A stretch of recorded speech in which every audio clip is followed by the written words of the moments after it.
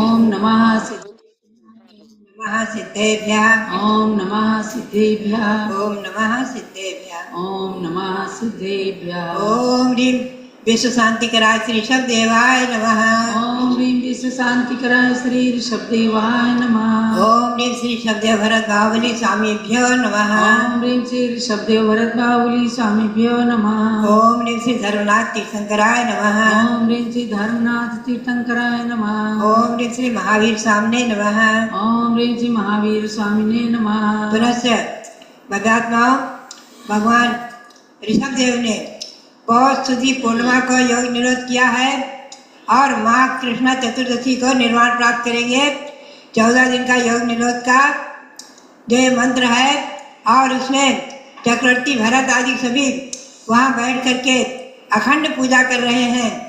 इसलिए मंत्र बोलेंगे ओम ह्रीं अरहम ओम ह्रीं अरहम योग निरोधकाय योग निरोधकाय प्रथम तीर्थंकर श्री ऋषभदेवाय नमः। प्रथम तीर्थंकर श्री ऋषभदेवाय नमः। पुनश्च ओम ह्रीं चक्रवर्ती भरत सामने सिद्ध परमेश्वरे नमः।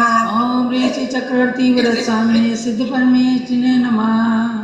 भगवात्मा 16 कारण पर्व भी चल रहा है माघ मास का, उसका मंत्र बोलेंगे ओम ह्रीं शील व्रतेषु अनत्यार भावनायै नमः। ओम ह्रीं शील व्रतेषु अनतिचार भावनायै नमः। ओम ह्रीं श्री गौतम गणधर सामने नमः। ओम ह्रीं श्री गौतम गणधर स्वामिने नमः। ओम ह्रीं श्री शांति सागराचार्य परमेश्वरे नमः। ओम ह्रीं श्री शांति सागराचार्य परमेश्वरे नमः। ओम ह्रीं श्री वीर सागराचार्य परमेश्वरे नमः। ओम ह्रीं श्री वीर सागराचार्य परमेश्वरे नमः। भगवात्माओं, हम और आप सभी इस संसार में 3 लोक में जो सृष्टि की रचना है, 3 लोक रचना है जो जैन समाज का एक अपना प्रतीक चिन्ह भी है। ऐसे 3 लोक की रचना, उसमें मैंने आपको गत शुक्रवार को अधोलोक के बारे में सुनाया था कि उसमें हम 10 भाग करके, एक निगोद और 7 नरक और ऊपर के 2 भाग हैं खर भाग पंग भाग, उनमें भवनवासी देव और व्यंतर देवों के आवास हैं। इतना हमने समझा था संक्षेप में। आज हम आपको ले चले ऊर्ध्वलोक। ऊर्ध्वलोक में हम 21 भाग करेंगे समझने के लिए। 21 भाग करेंगे। उसमें पहला भाग जो है मध्यलोक और आगे जो है ऊर्ध्वलोक में हम 19-20 भाग करेंगे सिद्ध शिला तक। तो आगे चलेंगे। आज हम केवल मध्यलोक में हम और आप चलेंगे। यह मध्यलोक जो है बीच में एक राजू विस्तृत, एक राजू चौड़ा और मात्र 1 लाख योजन ऊंचा है। ध्यान रखें, 1 लाख योजन। ये योजन बड़ा योजन है। इसमें 2000 कोस अर्थात 4000 मील लगभग होता है, ये जैन गणित के अनुसार। ऐसे ये लगभग जो है 1 लाख योजन ऊंचा है। बीचों बीच में, इस मध्यलोक के बीचों बीच में सुमेरु पर्वत है। बीचों बीच में, बिल्कुल बीचों बीच में। और वो कहाँ पर है? तो आप देखेंगे कि हमारे ग्रंथों में 13 द्वीप तक नाम इधर के पाए जाते हैं। पहला है जम्बू द्वीप और उसको गोलाकार है जम्बू द्वीप, थाली के समान आकार वाला। आप ध्यान रखें, ये उठा हुआ नहीं है बल्कि थाली के समान आकार वाला जम्बू द्वीप है। और इसको घेर कर चारों तरफ से लवण समुद्र है, जो कि जिसकी शिखाएं लवण समुद्र की कुछ लहरें ऊपर उठती हैं 16,000 योजन तक। वो इसलिए वो जो है लवण समुद्र माना गया है। उसी लवण समुद्र में ये लंका द्वीप आदि सब है जैन ग्रंथों के अनुसार। उसको घेर कर धात्ती खंड है। उस धात्ती खंड को घेर करके भगवात्माओं कालोदशी समुद्र है और उसको घेर करके पुष्कर द्वीप है, जिसके बीचों बीच में मानुसोत्तर पर्वत है। इसलिए पुष्करार्थ द्वीप आधा इधर आधा उधर हो गया है। ऐसे ये एक जम्बू द्वीप और एक धात्री खंड, द्वितीय द्वीप और आधा पुष्कर द्वीप, 2.5 द्वीप। तो इसलिए श्री गौतम स्वामी के मुख से निकली वाणी 28 द्वीप 2 समुद्र देशु, यानी 2.5 द्वीप और 2 समुद्र तक कर्म भूमि की व्यवस्था है। ध्यान रखें आप, कर्म भूमि यानी जहाँ मनुष्य जन्म लेकर के कर्मों को नष्ट करके मोक्ष प्राप्त कर सकते हैं, उसे कर्म भूमि कहते हैं। ऐसी कर्म भूमि की व्यवस्था केवल मात्र 2.5 द्वीप तक ही है, आगे भोग भूमि आदि रचनाएं हैं। तो बात यही है कि हम और आप जम्बू द्वीप में हैं, वृषभ द्वीप में। इस जम्बू द्वीप में आप बहुत स्थूल रूप से देखेंगे तो बीचों बीच में सुमेरु पर्वत सही है। इस जम्बू द्वीप में 6 पर्वत हैं, उनका नाम है कुलाचल, कुल पर्वत, हिमवन, महाहिमवन, निषद, नील, रुक्मी और शिखरी, 6 पर्वत हैं। ये जो गोलाकार में लंबे लंबे पड़े हुए हैं और इनके अंतराल से 7 जो क्षेत्र है वो भरत, हैमवत, हरि, विदेह, रम्यक, हैरमत और ऐरावत, ये 7 क्षेत्र है। तत्वार्थ सूत्र की 3रे अध्याय में आप लोग पढ़ते हैं।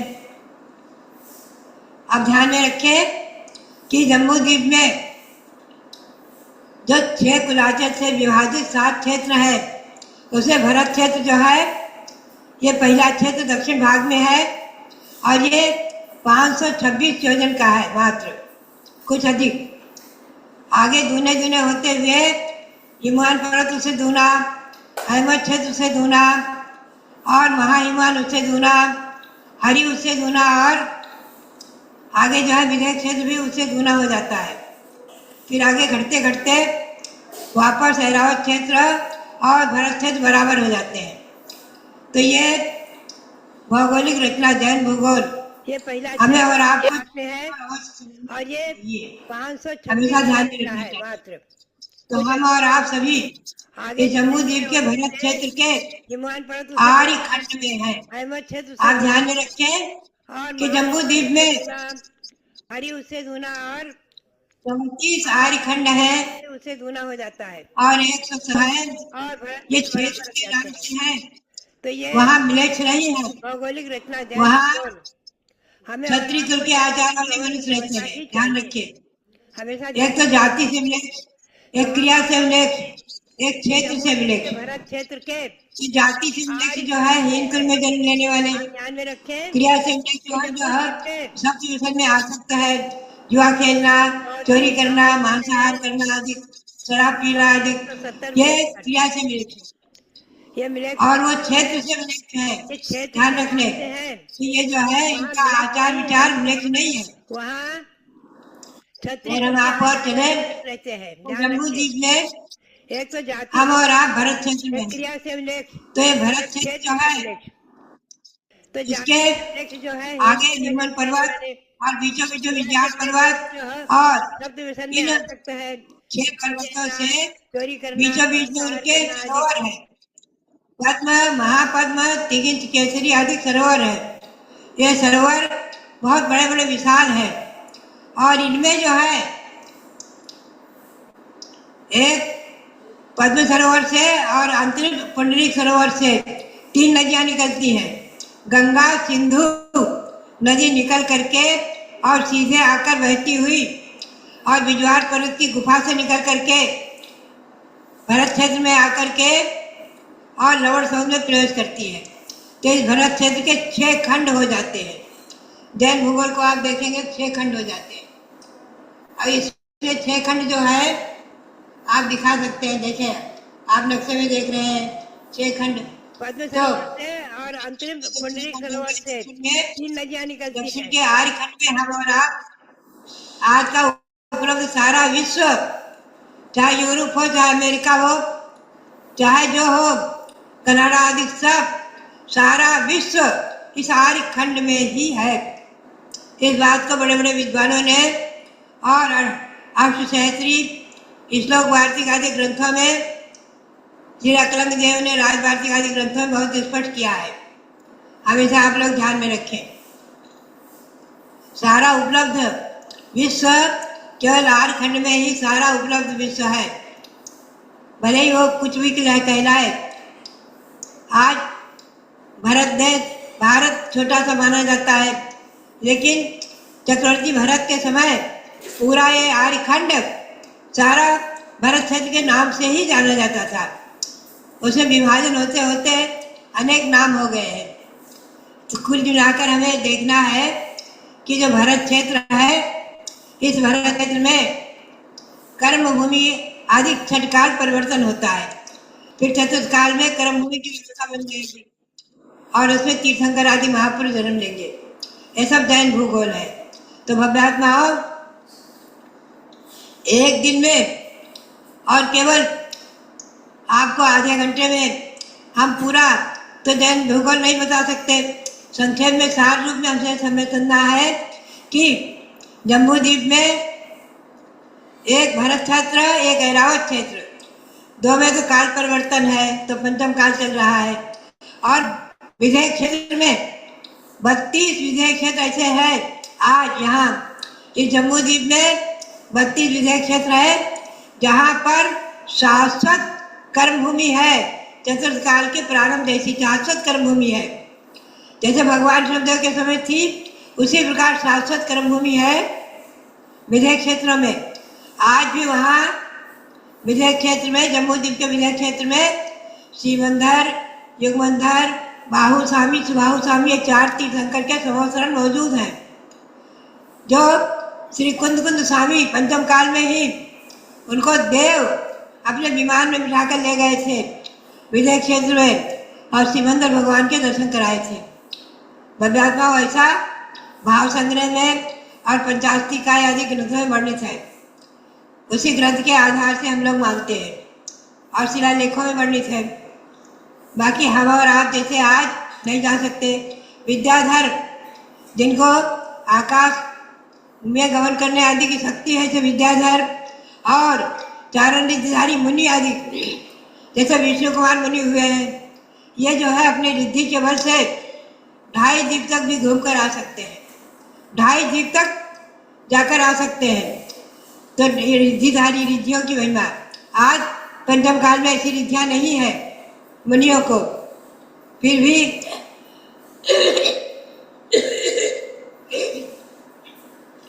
हमें आपको ध्यान में रखना है कि यहाँ जम्बूद्वीप में 34 कर्म भूमि है आज।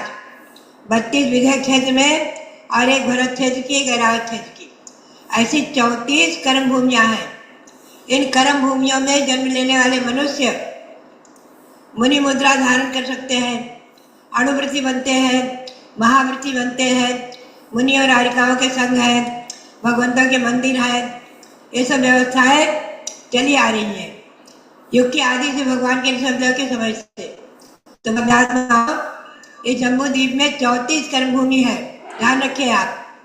ऐसे 2.5 द्वीप तक 170 कर्म भूमि है। 2.5 द्वीप तक 170 कर्म भूमि है, और 170 कर्म भूमियों में चतुर्थ काल में तीर्थंकर भगवान होते हैं। तो 160 विजय क्षेत्र में हमेशा चतुर्थ काल ही है, वहाँ हमेशा तीर्थंकर रहते हैं। आज भी वहाँ तीर्थंकर है।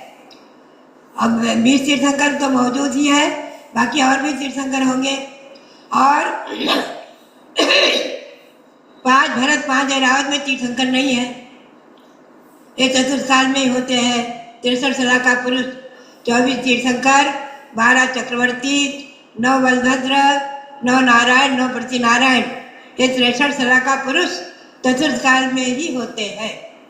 भगवान महावीर स्वामी के अंतिम समय तक हुए हैं। प्रथम तीर्थंकर भगवान ऋषभदेव, प्रथम चक्रवर्ती भरत चक्रवर्ती हुए हैं। ये श्री रामचंद्र जैन परंपरा के अनुसार, जैन ग्रंथों के अनुसार 8वें बलभद्र माने गए हैं। आप ध्यान में रखिए। तो ये सब व्यवस्थाएं जो है जैन भूगोल ग्रंथों में तिलोय पंडिती, त्रिलोकसार और तत्वार्षोद की 3री अध्याय, 4थी अध्याय आदि को में इन जैन भूगोल आदि का वर्णन विस्तार से है। हम आपको त्रिलोकसार आदि ग्रंथ के आधार से ही बता रहे हैं। तो जम्बूद्वीप की रचना में 34 कर्म भूमि है। ऐसे ही धात की खंड जो है, लवण समुद्र के बाद धात की खंड, उसमें 2 हिस्से हो गए।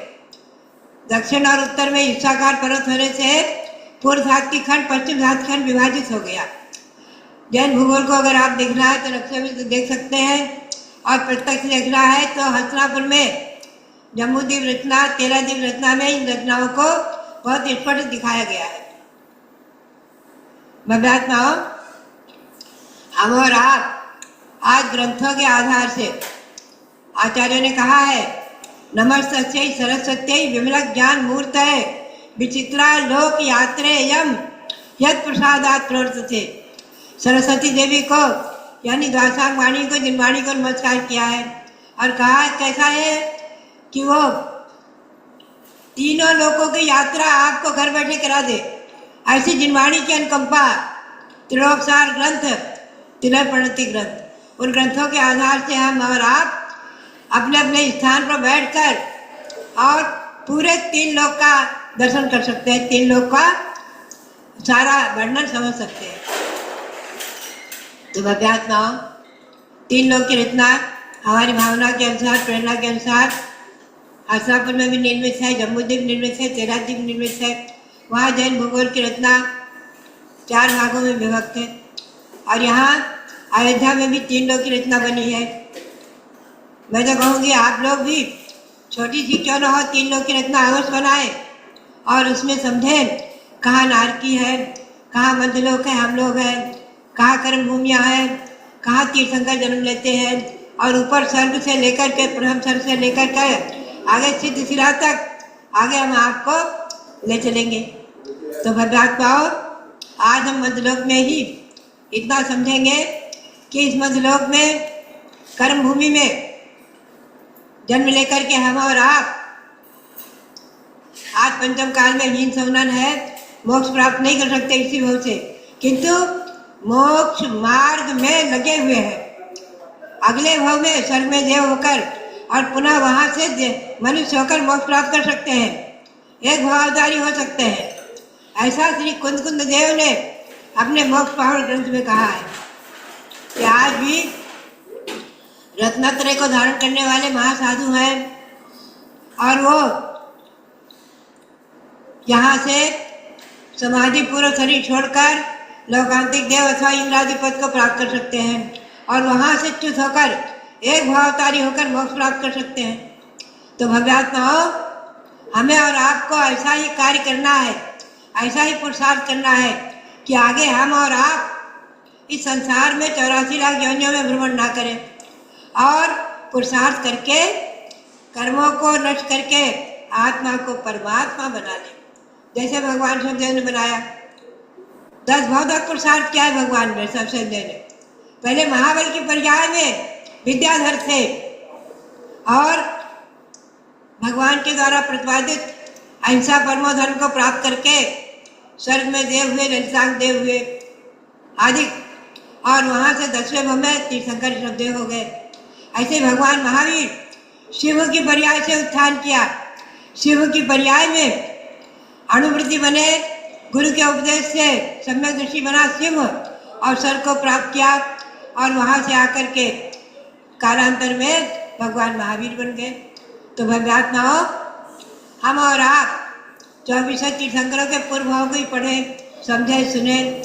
बात यही है कि जैन परंपरा के अनुसार यह सृष्टि अनादि है, किसी ईश्वर ने नहीं बनाई है, और ईश्वर हमें सुख दुख नहीं देता है।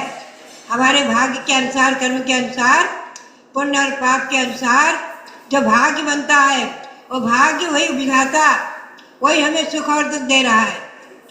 उसी से हम और आप सुख और दुख का अनुभव कर रहे हैं, और उन कर्मों को नष्ट करके हम और आप अपनी आत्मा को परमात्मा बना सकते हैं, सिद्ध भगवान बना सकते हैं। ऐसे अनंतों सिद्ध हुए हैं। तो भव्यात्माओं, युग की आदि में भगवान ऋषभदेव ने मोक्ष मार्ग को प्रकट किया, और उन्हीं के पुत्र अनंतवीर पहले मोक्ष गए, और उसके बाद और पुत्र मोक्ष गए हैं, और भरत चक्रवर्ती भगवान ऋषभदेव के बाद कैलाश पर्वत से मोक्ष गए हैं। तो भव्यात्माओं, आज भगवान ऋषभदेव का योग निरोध वर्ष भी चल रहा है, भी पर्व भी चल रहा है। हम और आप आगे महाकृष्णा त्रयोदशी के दिन भगवान ऋषभदेव का निर्वाण लाडू चढ़ा करके उनके मोक्ष के नाटक को मनाएंगे। आप हमेशा ध्यान रखें, भगवान महावीर का निर्वाण का नाटक तो हमेशा मनाते हैं दीपावली को, लेकिन भगवान ऋषभदेव के 23 तीर्थंकरों के सबके निर्वाण का नाटक अवश्य मनाएं, जिससे हमारी अगली पीढ़ी आबाल गोपाल ये समझे कि जैन धर्म शाश्वत है, अनादि है, अनंत है। अनंतों तीर्थंकर हुए हैं और होते रहेंगे, और इस युग में 24 तीर्थंकर हुए हैं। जैन धर्म के संस्थापक कोई नहीं है, जैन धर्म की स्थापना किसी ने नहीं की है, यह अनादि निधन जैन धर्म है। हमेशा ध्यान रखें, ऐसे जैन धर्म को, अहिंसा परमो धर्म को अनंत अनंत बार नमन करते हुए, भगवान ऋषभदेव को अनंत अनंत बार नमन करते हुए, भगवान महावीर स्वामी को अनंत अनंत बार नमन करते हुए, और आप सबके लिए बहुत बहुत मंगल आशीर्वाद, बहुत बहुत मंगल आशीर्वाद, बहुत बहुत। आप लोगों ने मध्य लोक की बात सुनी। हम गौतम गणधर स्वामी के मुख से सुनते हैं, या मतलब उनकी वाणी के द्वारा हमें ज्ञात होता है। उड्ड मह तिरिय लोए सिद्धाय दणाणी नमन सामी, अर्थात ऊर्ध्वलोक, मध्यलोक और 3 लोक में जितने सिद्धायतन हैं, जितने जिन मंदिर हैं, उन सबको मेरा नमस्कार हो। यावन्ति जिन चैत्यानि विद्यन्ते भुवनत्रये तावन्ति सततं भक्त्या त्रिपरित्य नमाम्यहम्। इस श्लोक के अंदर कहा कि तीनों लोकों में जितने भी यावन्ति जिन चैत्यानि, जितने भी जिन चैत्य हैं, जितनी प्रतिमाएं हैं, जितने मंदिर हैं, तावन्ति सततं भक्त्या, उन सभी को सतत ही 3 प्रदक्षिणा दे करके और मन वचन काय इन तीनों योगों से नमस्कार, मेरा नमस्कार हो, ऐसा कहा। अब देखो, आप लोगों ने कभी 6 ढाला के अंदर मंगलाचरण में पढ़ा होगा, 3 भुवन में सार नमो त्रियोग समार के। ये 3 भुवन क्या है? 3 लोक ही तो हैं। इन तीनों लोकों में सारभूत वीतराग विज्ञानता है, अर्थात आत्मा में लीन होना, संसार से पूर्ण रूप से विरक्त हो जाना, अपने शरीर से भी ममत्व का पूर्ण रूप से परित्याग कर देना। ऐसे ही वीतराग मुनियों को जो अपनी आत्मा में लीन होने की अवस्था है, उसका नाम है वीतराग विज्ञानता।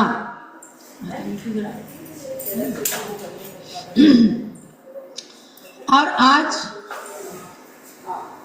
विज्ञानता तो है और वीतराग शब्द हट गया है, अर्थात आज पुद्गल का विज्ञान तो बहुत जोरों से अपना चमत्कार दिखा रहा है, लेकिन वीतरागता कम होने लग गई।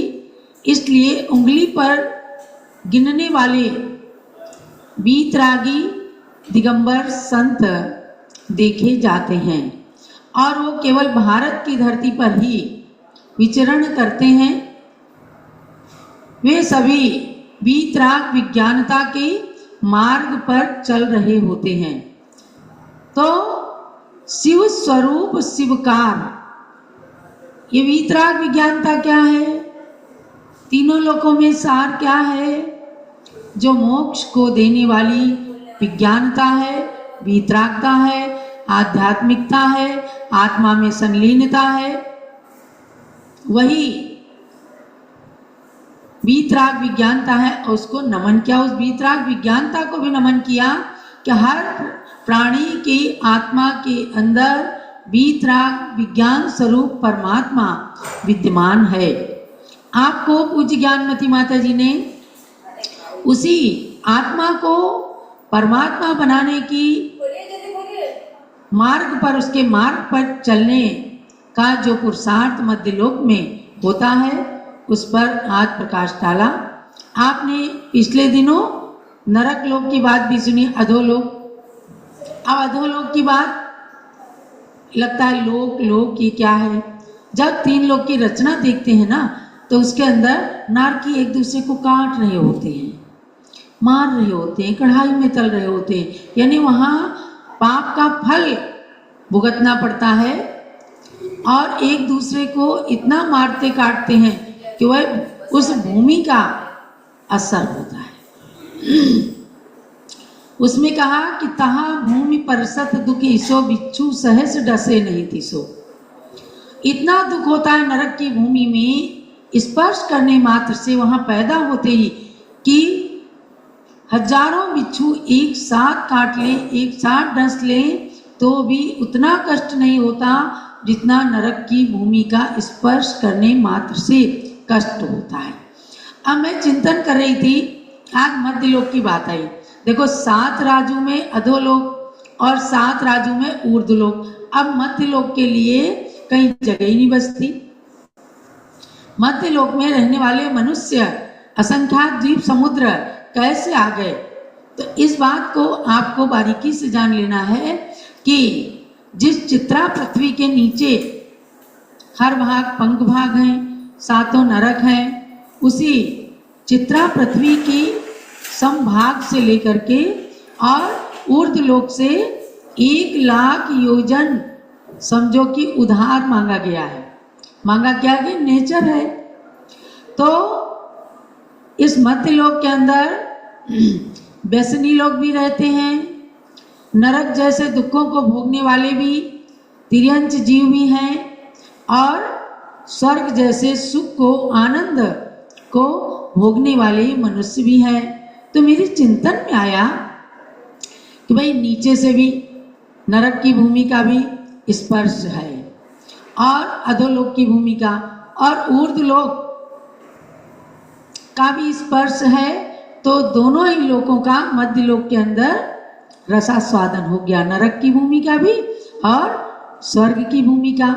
अब क्या है कि मध्यलोक का मापदंड जो 1 लाख योजन है, यानी 1 लाख योजन 1,40,000 योजन का ऊंचा सुमेरु पर्वत है, सबसे ऊंचा सुमेरु पर्वत है। और मध्यलोक के अंदर 2.5 द्वीप में पंचमेरु हैं, जो अगले थर्सडे को आपको पूज्य माता जी ऊर्ध्वलोक में ले चलेंगे तो अच्छा लगेगा आपको। जो भी मैं देखती हूँ अयोध्या में 3 लोक की रचना बनी है ना, हस्तिनापुर में भी जम्बूद्वीप में 3 लोक की रचना बनी है। जो लोग आते हैं पहले नीचे अधोलोक से ही प्रवेश द्वार रहता है, तो बच्चे कहते हैं अरे यहाँ पर क्या है, ये मार काट क्यों है, देखते ही एक बार नारकियों को डर जाते हैं। फिर उन्हें बताया जाता है कि भाई पाप करने से यहाँ जाते हैं। तो बच्चे क्या करते हैं कि हमें पाप नहीं करना है, और जैसे लिफ्ट से चढ़ते हैं तो पहला स्टेप मध्यलोक का आ जाता है। मध्यलोक में देखते हैं अरे यहाँ तो बहुत सुंदर सुंदर मंदिर भी हैं, मनुष्य लोग भी हैं, भोग भूमियाँ भी हैं, कर्म भूमियाँ भी हैं, तो अच्छा लगता है। वहाँ कैसे जाते हैं, क्यों जाते हैं? जो पुण्य करते हैं, और पुण्य के साथ भी अगर थोड़ा बहुत पाप भी हो जाता है तो उनको नरक की बजाय मध्यलोक में स्थान दिया जाता है कि भाई आप थोड़ा पाप थोड़ा पुण्य करते हैं तो मध्यलोक के अंदर जन्म लेना होता है, और मध्यलोक में जन्म लेकर के फिर अपने जन्म को सुधारा जाता है। माने मनुष्य एक प्राणी ऐसा है जो अपने जीवन के चौराहे पर खड़ा है। जैसे चौराहे पर कोई खड़े हों तो उनके लिए चारों रास्ते खुले होते हैं, चाहे वो पूरब में जाएं, चाहे दक्षिण में, चाहे पश्चिम में, चाहे उत्तर में।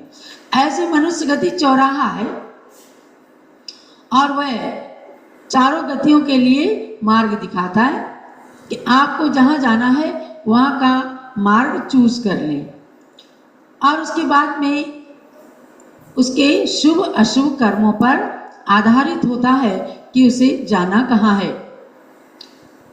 जब वो स्वर्गों में जाता है वहाँ के सुखों को भोगते हुए और अपने वैभव में रम जाता है, संसार के अंदर ही भ्रमण करने लगता है। भगवान ऋषभदेव के 10 भाव पूर्व का वर्णन है कि राजा महाबल जब यहाँ से अपने मंत्री के द्वारा संबोधन प्राप्त होने पर समाधि मरण धारण कर लेते हैं तो वो स्वर्ग में चले जाते हैं और दूसरे स्वर्ग में, ईशान स्वर्ग में देवता बन जाते हैं, ललितांग नाम के देव बन जाते हैं। अब वहाँ की सागरों की आयु होती है, वहाँ की आयु खत्म करके जब उन्हें मरना होता है ना तो बड़े दुखी हो जाते हैं। देवताओं का नियम होता है कि 6 महीने पहले उनके गले की मंदार माला मुरझाने लगती, वे जान जाते हैं कि 6 महीने में मुझे यहाँ से जाना है। दुखी हो गए, तब अन्य देवताओं ने उन्हें संबोधित किया कि देखो ललितांग देव, सारे देवता या सारे मनुष्य, सारे जीव जो संसार में आए हैं उन्हें तो मरना पड़ता ही है, केवल एक भगवान है जो मध्यलोक में जन्म लेते हैं और वो मोक्ष जाते हैं, दोबारा उनका जन्म मरण नहीं होता। इसलिए आपको समझना है कि मौत और मोक्ष में अंतर है। मौत वो कहलाती है जो बार बार मरना होता है और मोक्ष वो कहलाता है जो एक बार आयु समाप्त करके सीधे सिद्ध शिला पर ले जाता है, वो कहलाता है मोक्ष। अभी संसारी प्राणियों के क्या है, मौत आती है लेकिन मोक्ष को जानने का अपना लक्ष्य है। तो मोक्ष जाने के लिए हम प्रयास करते हैं और वो प्रयास केवल मध्यलोक में ही होता है। ज्ञानमती माता जी ने कन्नड़ भाषा में 12 भावना लिखी, वे कर्नाटक में भी गई। 1965 में उन्होंने श्रवण बेलगोला के अंदर चातुर्मास किया था और वहीं पर ध्यान करके उन्होंने जम्बूद्वीप, तेराद्वीप, 3 लोक, इन रचनाओं की उपलब्धि उन्हें पिंडस्थ ध्यान के माध्यम से हुई थी। उन्होंने कन्नड़ भाषा के अंदर 12 भावना लिखी, उसमें लोक भावना लिखी, बड़ी अच्छी है, मैं आपको सुना देती हूँ। नलवत मूरा मुन्नुर रज्जुव घन लोकौ पुरुषाकार दली अलयुत्लेंबत 4 लक्षद योनियु नानाकार दली ತತ್ವಬೋಧೆಯನ್ನು ಪಡೆಯಲಿಲ್ಲವೇ ಶಾಂತಿ ಉಲೇಶವು ಸಿಗಲಿಲ್ಲ ಲೋಕಾಂತ್ಯದಲ್ಲಿ ನಿವಾಸಿಸುವವರಿಗೆ ಚಿರಶಾಂತಿಯು ಬಹು ಸ್ಥಿರವಿಲ್ಲ।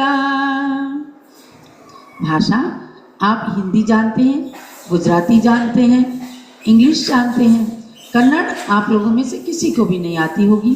और जब ये कर्नाटक गई, कन्नड़ अपनी एक छोटी सी बुक से इन्होंने स्वयं सीख लिया और जब सीखा तो उसका उपयोग पहले 12 भावना, कन्नड़ में कोई 12 भावना नहीं थी, आज पूरी कर्नाटक के अंदर ये 12 भावना अच्छे से लोग पढ़ते हैं। इसमें कहा कि नलवत मूरा मुन्नुर रज्जु 14 राजू प्रमाण यह लोक है। और ऐसा लोक जैसे कोई व्यक्ति पैर फैला करके हाथ को कमर पे रख करके दोनों हाथ और एकदम सीधे होकर के खड़े हो जाएं तो वो 3 लोक का आकार बन जाता है। और उसके अंदर नाना योनियों में अनंत काल से 4 गतियों में 84 लाख योनियों के अंदर ये जीव परिभ्रमण करता है। क्यों करता है? तत्वबोध की अज्ञानता के कारण आत्मा भिन्न है, शरीर भिन्न है, इस चीज को नहीं जानते हुए भेद विज्ञान से रहित अवस्था के कारण ये जीव संसार के अंदर परिभ्रमण करता है। और जो लोग तत्व ज्ञान प्राप्त कर लेते हैं, मुनि बन जाते हैं, तपस्या करते हैं, कर्मों का नाश कर देते हैं, वो लोक के अंत में तनुवात वलय के अंदर जो 45 लाख योजन प्रमाण अर्धचंद्राकार सिद्धि शिला है वहां जाकर के विराजमान हो जाते हैं। आप सब इसीलिए तो बैठे हैं आज ऋषभदेव झूम चैनल पर बैठ करके देश की सर्वोच्च साध्वी ज्ञानमती माता जी से संबोधन प्राप्त कर रहे हैं। ये प्रवचन नहीं है, ये क्लास है। आप कॉपी पेन लेकर के अच्छी अच्छी चीजें नोट करिए कि ज्ञानमती माता जी ने आज मध्यलोक के बारे में क्या बताया है। इस मध्यलोक के अंदर हम सब अच्छे कार्यों को करके और स्वर्ग और मोक्ष को प्राप्त कर सकते हैं। अपने बालकों को भी बताना है कि पाप 5 होते हैं, हमें उन्हें नहीं करना है। व्यसन 7 होते हैं, उधर की ओर नहीं झुकना है। एक बालक ने केवल एक बार स्कूल में एक पेंसिल चुरा ली, माँ ने उसे कुछ नहीं कहा। अब धीरे धीरे करके अगले दिन उसने किताब चुराई, तीसरे दिन उसने पैसे चुराए, करते करते वो चोरों का सरदार बन गया। और उसके बाद एक बार बहुत बड़ी चोरी करने के कारण उसको फांसी की सजा हो गई। फांसी की सजा में जब कहा गया कि तेरी अंतिम इच्छा क्या है, अंतिम इच्छा पूरी की जाती, कहते हैं फांसी पर चढ़ने वाले की, तो उसने कहा मुझे माँ से मिलने की इच्छा है। उसकी माँ को बुलाया गया और माँ से मिलने लगा तो उसने माँ की नाक काट दी, चाकू से नाक काट दी। अब लोगों ने सोचा अपराध पर अपराध कर रहा है। उससे पूछा गया तूने अपनी अंतिम इच्छा बताई थी माँ से मिलना, अब माँ मिलने आई तो उसकी हिंसा क्यों करी? तो वो कहता है कि आज फांसी के फंदे तक पहुंचाने वाली ये मेरी माँ है। जिस दिन मैंने पेंसिल की चोरी की थी, अगर ये मुझे डांट देती, मुझे एक थप्पड़ मार देती, मुझे चोरी नहीं करने का निर्देश देती, तो मैं आज फांसी के फंदे पर ना चढ़ता।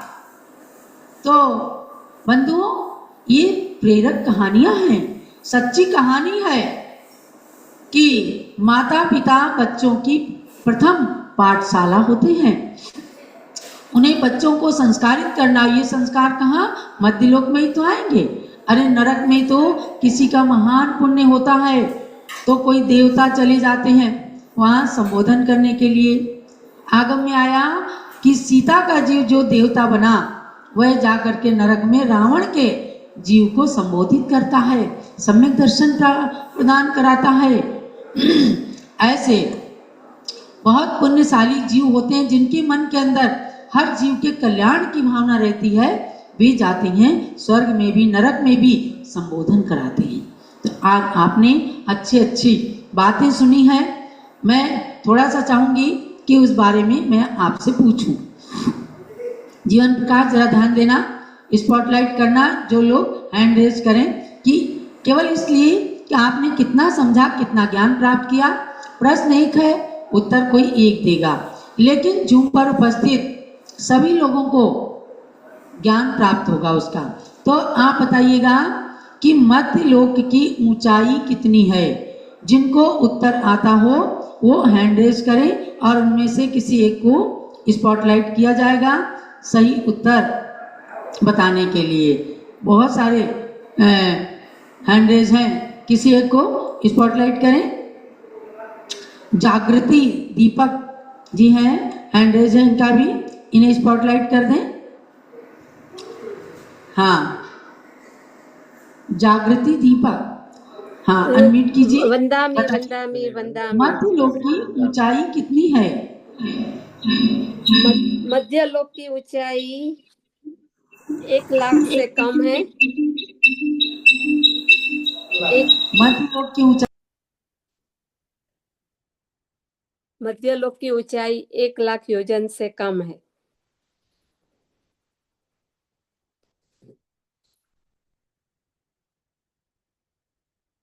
हेलो, नापा गया उस 1 लाख योजन की ऊंचाई वाला क्या चीज है?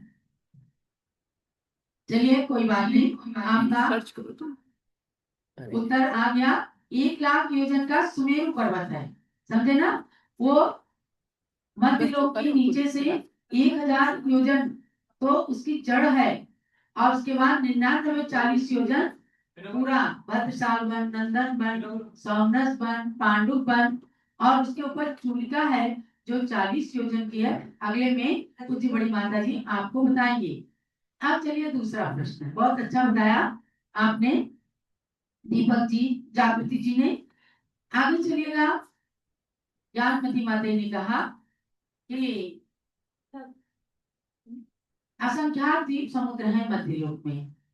आप बताइएगा कि जो पहला द्वीप जम्बू द्वीप है उसके अंदर कितनी कर्म भूमियां हैं? जम्बू द्वीप में कितनी कर्म भूमियां हैं? हैंड रेज कीजिएगा। गीता जैन, है गीता जैन पूनम गीता तो वैसे ही विद्वान है। लिसा। और किसी का स्पॉटलाइट हुआ था? हाँ बहुत सारे लोग हैं।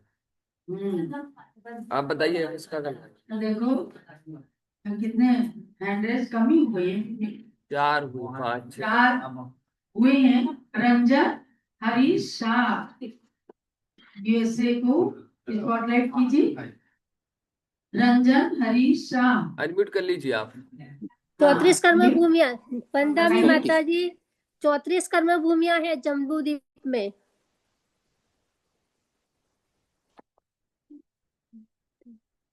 फिर से बोलिए आप। जम्बूद्वीप में जम्बूद्वीप में 34 कर्म भूमिया है। 34। यहाँ पे आपके ज्ञान की अनुमोदना सब लोग कर रहे हैं कि आपने इतने अच्छे से सुना। कहाँ कहाँ है बताएंगे आप? जम्बूद्वीप में 34 कर्म भूमियां हैं, वो कहाँ कहाँ है? चलिए मैं बता रही हूँ। अटाई द्वीप में। और कोई बताना चाहते हैं क्या? आप 34 कर्म भूमियां जम्बूद्वीप में किस किस जगह हैं? पूनम जी हैं। क्या पूनम चलिए स्पॉटलाइट करें। अनम्यूट कर लीजिए आप अपने आप को। किनको? पूनम जी है। पूनम। हाँ हाँ बताइए। जम्बू द्वीप में 32 है शाश्वत कर्म भूमि, और एक विदेश क्षेत्र में और एक ऐरावत क्षेत्र में।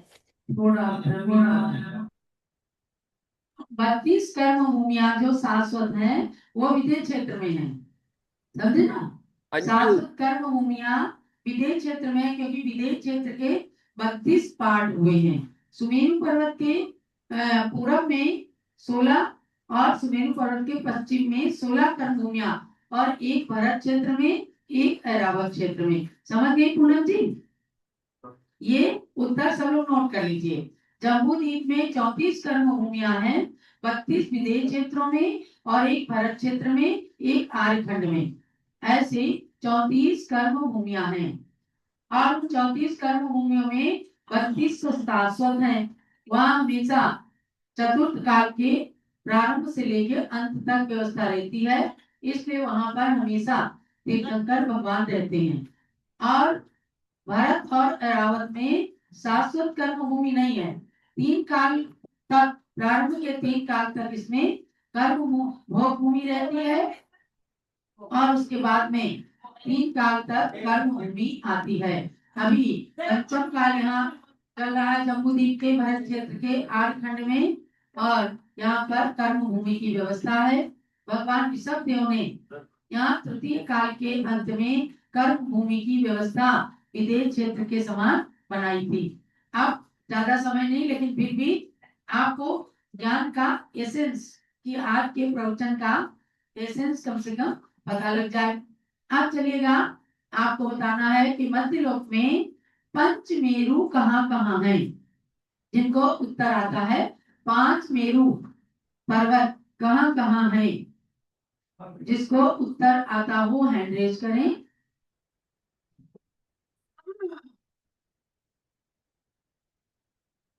ये कौन है? आप बताइए। श्रीश एंड जय श्री शाह, इन्होंने भी हैंड रेज किया है। इनको स्पॉटलाइट कर दें। श्रीश जय श्री शाह। अनम्यूट कर लीजिए आप अपने आप को। हाँ जम्बूद्वीप में वंदामी वंदामी वंदामी बताइए।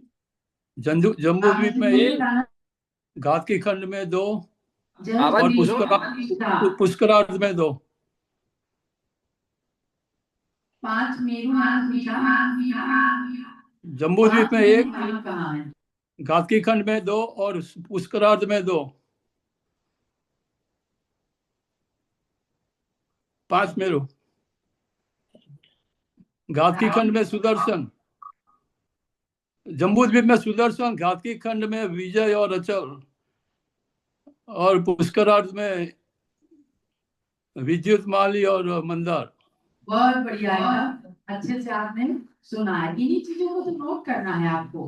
डायरी बना करके ज्ञानमती माता की क्लास की डायरी आपको बनाना है, ताकि आपको आगे भी याद रहेगा कि हमने ये चीजें उनके मुख से पढ़ा था। अब चलिएगा, एक प्रश्न और पूछ लो। क्यों जीवन प्रकाश? इसका मतलब ये हुआ कि 2.5 द्वीप में 5 मेरु हैं। माने सुमेरु पर्वत जो है जम्बू द्वीप के बीचों बीच में, जिसे सुदर्शन मेरु कहते हैं। और भारतीय खंड के 2 पार्ट हो जाते हैं, दक्षिण और उत्तर में ईश्वरकार है, तो पूर्व भारतीय खंड और पश्चिम भारतीय खंड। तो पूर्व भारतीय खंड में विजय मेरु और पश्चिम भारतीय खंड में अचल मेरु। इसी प्रकार से आगे जाकर फिर कालोदधी समुद्र, फिर पुष्करार द्वीप है, उसमें भी ईश्वरकार पर्वत उत्तर और दक्षिण में है, तो इच्छा पूरी थी और पश्चिम पुष्करार द्वीप है। पहले तो खबर चल मंदर मेरु पर्वत और पश्चिम पुष्करार में विद्युन्माली मेरु पर्वत। इस प्रकार से 2.5 द्वीप के अंदर 5 मेरु पर्वत की व्यवस्था है। ये आप सबको जानना है। इनमें सबसे बड़ा 1 लाख योजन का सुमेरु पर्वत है और 4 मेरु जो है वो 84,000 योजन के ऊंचे हैं। आप पढ़ते हैं पंचमेरु की पूजा में, चारों मेरु समान बखाने। ये चारों मेरु एकदम समान है, 84,000 योजन के, और 1 लाख योजन का सुमेरु पर्वत है। ये करनाम योग का विषय है, जैन भूगोल का विषय है, जो हस्तिनापुर की धरती पर एकदम खुले आकाश में रचना के रूप में बनाया गया है। वो जम्बूद्वीप बहुत ब्यूटीफुल स्थान है, जिसके लिए यूपी टूरिज्म ने लिखा कि this is unparalleled creation. Jambudweep के लिए लिखा मैन मेड हेवन, मानव निर्मित स्वर्ग। कभी ना कभी जब आप लोग इंडिया जब आए तो जम्बूद्वीप की रचना को भी देखना। वहीं पर 13 द्वीप की रचना है, तो 5 मेरु भी उसमें बने हुए हैं। वहीं पर 3 लोक की रचना भी है। कि जम्बूद्वीप की भारत क्षेत्र की 8 खंड में जो अयोध्या जयपुर की राजधानी कभी बनी थी भरत चक्रवर्ती के जमाने में, वह आज भी अयोध्या नगरी के रूप में विद्यमान है। वहां पर ज्ञानवती माता जी विराजमान है। तो बोले हो करते पाछू बदल डिटेल कही दी। 3 लोक में कौन कौन से लोक से जीव मोक्ष को प्राप्त कर सकते हैं? 3 लोक में मनुष्य लोक, कौन से लोक से मोक्ष प्राप्त कर सकते हैं? अधोलोक से, मध्य लोक से, ऊर्ध्व लोक से, या तीनों लोकों से, या पर्टिकुलर 1 लोक से या 2 लोक से? कौन से लोक से, कितने लोकों से मोक्ष? नरक में जाए मोक्ष में तो मनुष्य बनने पड़े। हटा दिए भैया। नितिन शाह लिखा है इसमें, नितिन जी शाह। चलिए नितिन जी बताइए, नितिन जी को स्पॉटलाइट करें। अनम्यूट करिए आप, अनम्यूट करिए भैया, बोलिए। वंदनामी माता जी। मृत्यु लोक से मध्य लोक से जा सकते हैं और 3 नंबर के नारकी में से भी जा सकते हैं मोक्ष में। 3 नंबर नहीं तो मध्य लोक से मनुष्य अवस्था से कोई नहीं खा सकता, केवल और केवल मध्य लोक से ही। और इसमें भी विशेष कर्म भूमि के मनुष्य ही मोक्ष को प्राप्त कर सकते हैं। आपने जो तीसरे नरक की होता है, मुझे लगता है कुछ गलत फहमी आपको राजा श्रेणी की रही होगी। तो राजा श्रेणी प्रथम नरक में है और नरक से आकर वो मनुष्य ही बनेंगे और जब के रूप में जन्म लेंगे। इसलिए आपको जानना है कि तीनों लोकों में ना नरक से मोक्ष जा सकते हैं, ना स्वर्ग से मोक्ष जा सकते हैं। केवल मोक्ष जाएंगे तो मध्य लोक से ही मोक्ष हो जाएंगे। समझ गए? अधिकतम कितने लोग हुए थे? मध्य लोक से ही हम सब मध्य लोक में जन्मे हैं। मध्य लोक में मनुष्य के रूप में और कर्म भूमि के मनुष्य है, इसलिए यहीं से मोक्ष जाएंगे। आज पंचम काल में किसी को भी मोक्ष नहीं है, आने वाले चतुर्थ काल में ही मोक्ष जाएंगे। अब इस सत्र का हम यही समापन करते हैं।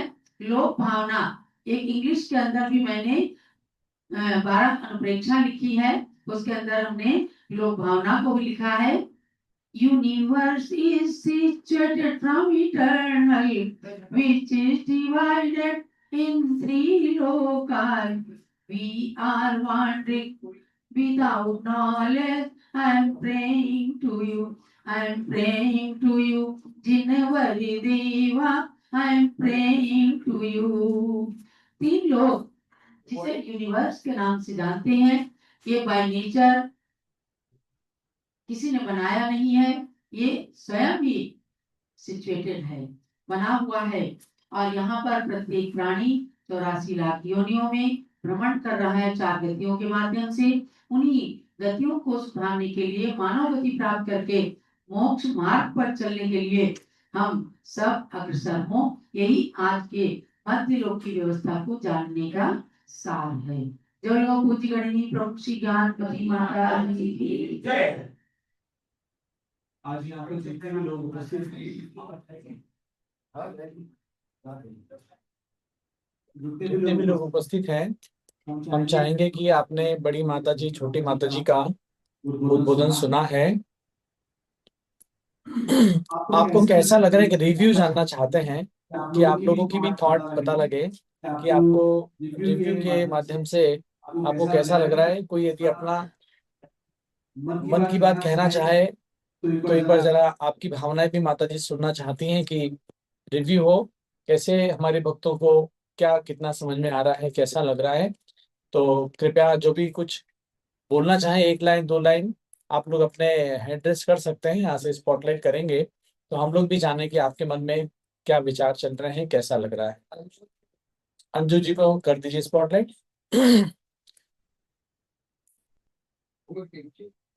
हाँ, अनम्यूट कीजिए।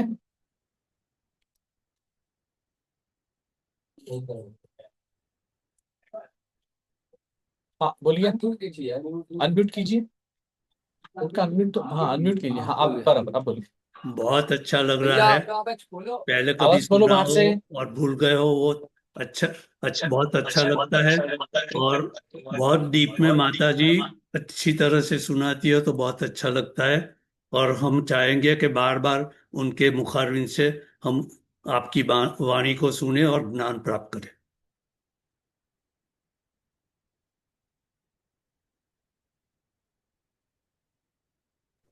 वंदामी वंदामी वंदामी। हम बहुत खुश, बहुत भाग्यशाली है कि माता जी की मुखारविंद से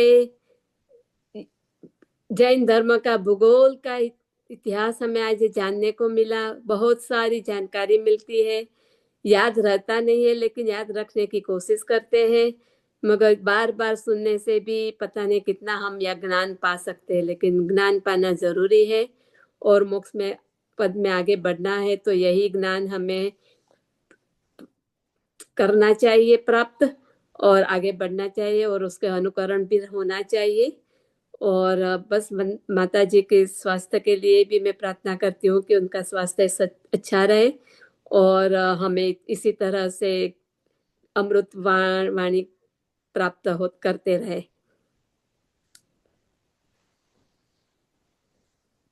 वंदनामी माता जी, आपसे आपका प्रवचन सुन के सारी बातें फिर से रिवीजन हो जाती है तो बहुत अच्छा लगता है कि भाई भूल नहीं जाते, अपने जो भी सुना है उसको फिर से याद आ जाता है तो बहुत ही अच्छा लगता है। वंदामी माता जी, वंदामी।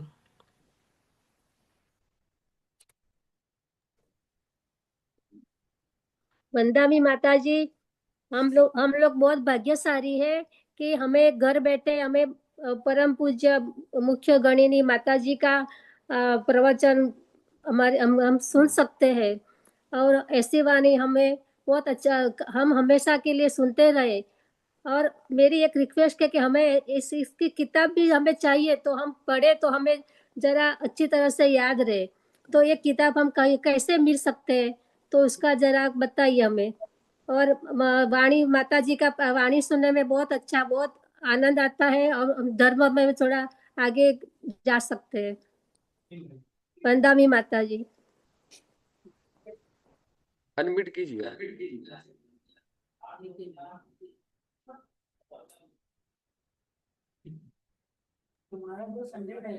बोलिए। वंदनामी वंदनामी वंदनामी माता जी और जय जिनेन्द्र जीवन प्रकाश जी। इस स्वाध्याय बहुत ही अच्छा चल रहा है और माता जी की ओर से भी हम बहुत प्रभावित होते हैं और साथ में वंदन भी करने का मौका मिल जाता है। तो स्वाध्याय के बाद सबको अनम्यूट कर देना तो सभी वंदनामी बोल सकते हैं और ये प्रोग्राम सबके लिए बहुत ही बढ़िया है। वंदनामी वंदनामी वंदनामी।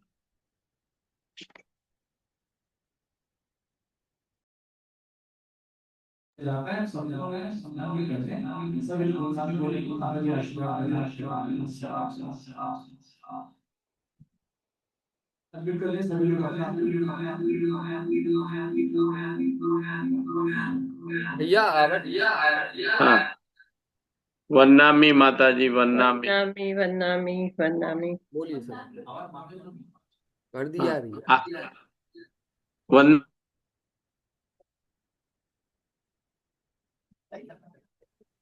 वंदामी वंदामी वंदामी वंदामी माता जी वंदामी वंदामी वंदामी वंदनामी वंदनामी वंदामी माता जी वंदामी वंदामी माता जी वंदामी वंदामी वंदामी वंदामी माता जी वंदामी वंदामी वंदामी वंदामी माता जी वंदामी वंदनामी वंदामी माता जी। जय जिनेन्द्र जी वंदामी वंदामी वंदामी